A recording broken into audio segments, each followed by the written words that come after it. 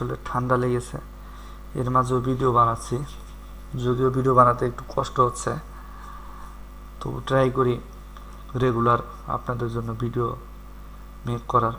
হয়তো অনেক সময় ওরকমভাবে হয়ে ওঠে না। দোয়া চাই সকলের কাছে, আল্লাহ যেন আমাকে সুস্থ করে, দোয়া করবেন সবাই। এরপরে হচ্ছে এখানে নিচে লেখা আছে রেকর্ড। এই রেকর্ডে চাপ দিলে কিন্তু রেকর্ড হওয়া শুরু হবে, স্ক্রিন রেকর্ডটা। এরপরে নিচে যে অপশনগুলো আছে, এখন আমরা এই অপশনগুলোর সাথে একটু পরিচিত হই। এখানে সর্বপ্রথম আছে মিডিয়া।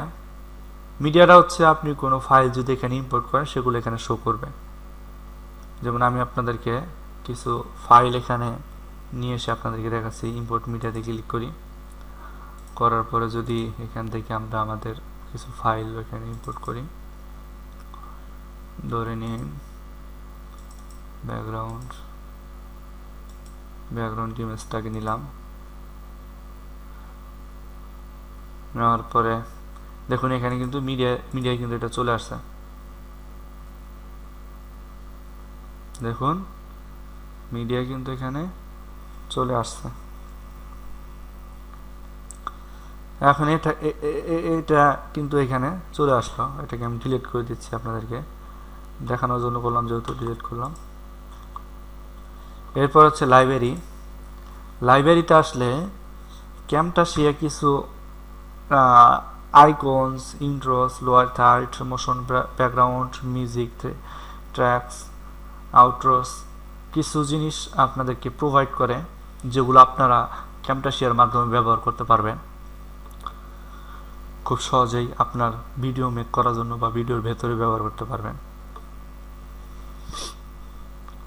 এখানে আইকনসে যদি আমরা এই অ্যারো চিহ্নতে ক্লিক করি, করার পরে এখানে দেখুন অনেকগুলো অপশন কিন্তু আছে। এখান থেকে যদি আমরা একটা একটা করে দেখি, এখানে দেখুন বিল্ডিংয়ে ক্লিক করার পরে এখানে কিন্তু অনেকগুলো ঘর বা বিল্ডিংয়ের ছবি আছে। এরপর আমি এখানে ক্লিক করি। এরপর বিজনেস আসার পর দেখুন এখানে কিন্তু বিজনেস রিলেটেড সকল প্রকার ইমেজগুলো কিন্তু এখানে চলে আসছে, পিএনজি ইমেজ। এরপর এডুকেশনের এখানে দেখুন এখানে অনেকগুলো এডুকেশন পারপাসের যে জিনিসগুলো আছে সেগুলো কিন্তু এখানে চলে আসছে। দেখুন এটা দেখুন এখানে অনেক অপশন কিন্তু চলে আসছে।